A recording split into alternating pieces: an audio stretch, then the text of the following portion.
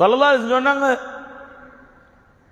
ஒரு வியாபாரி அவர் விற்ற பொருளை வாங்கியவர் திருப்பி கொண்டு வந்தால், விற்ற பொருளை வாங்கியவர் திரும்ப கொண்டு வர அவர் மனப்பூர்வமா அதை கபூல் செய்வாரண்டா, அவரும் நானும் கியாமத்தில் இப்படி இருப்போம் என்று விரல் ரெண்டையும் நெருக்கி காட்டினார்.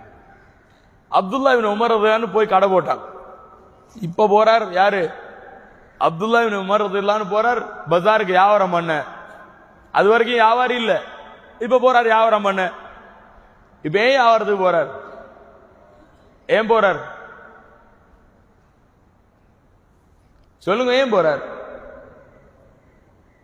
லாபம் அடையவா? துனியாவை பெருக்கவா? யாரடைய போறார்?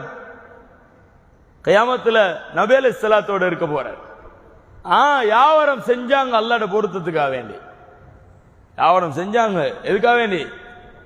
அல்லாஹ்வை அடையிறதுக்காக வேண்டி போய் கடை போட்டார். நீண்ட நாள் வியாபாரம் பண்ணினார். ஒரு நாள் ஒரு மனிதர் கொண்டு போன பொருளை திருப்பி கொண்டு வந்தார். சந்தோஷமா வாங்கி கொண்டு அவருடைய பொருளை திருப்பி கொடுத்துட்டு கடையை மூடிட்டு வந்தார். மக்கள் கேட்டாங்க, என்ன கடை மூடி? சொன்னாங்க, கடை எதுக்கு போட்டுனோ அது நடந்தாச்சு, இப்ப போதும். என்ன நடந்துச்சு? என்ன நடந்துச்சு? சஹாபாக்கள் வியாபாரம் செய்தார்கள். சஹாபாக்கள் சொல்லுங்க, வியாபாரம் செய்தார்கள். நாங்களும் வியாபாரம் செய்கிறோம். எங்கட வியாபாரம் எதுக்காக? அவங்களோட வியாபாரம் எதுக்காக?